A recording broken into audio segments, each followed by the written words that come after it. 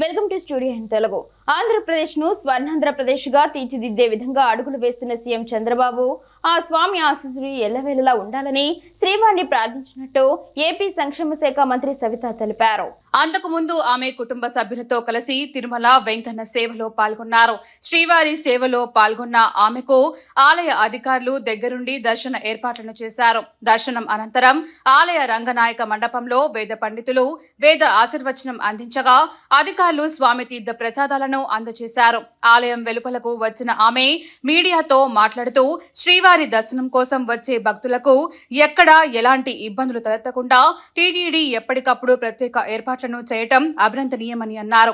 గతం కంటే ప్రస్తుతం శ్రీవారి భక్తులు ప్రశాంత వాతావరణంలో స్వామివారిని దర్శించుకుంటున్నారని ఆమె తెలియజేశారు. ఈరోజు ఉదయం కలియుగ వెంకటేశ్వర స్వామి దర్శనం చేసుకున్నాం. చాలా మంచి దర్శనం జరిగింది. అదేవిధంగా మరి భక్తాదులతో కూడా చాలా మందితో నిన్న నైట్ మరి ఈరోజు మార్నింగ్ కూడా ఇంటరాక్ట్ అవుతే చాలా బాగుంది. ఒక పక్క ప్రసాదం కావచ్చు, సౌకర్యాలు కావచ్చు, మరి లైన్ సిస్టమ్ కూడా అంతా బాగుంది మాకు అన్న విషయం కూడా తెలియజేశారు. చాలా ఆనందంగా ఉంది. మేము వెంకటేశ్వర స్వామి కోరుకునేది ఒకటి, ఈ రాష్ట్రం సురక్షితంగా ఉండాలి. ఏదైతే మాన్యశ్రీ ముఖ్యమంత్రి చంద్రబాబు నాయుడు ఈ రాష్ట్రాన్ని స్వర్ణాంధ్రప్రదేశ్గా మార్చాలి, ఆ భగవంతుడి ఆశీర్వాదం ఎల్లవేళలా ఈ రాష్ట్రానికి ఈ దేశానికి ఉంటుందని కూడా కోరుకుంటున్నాను.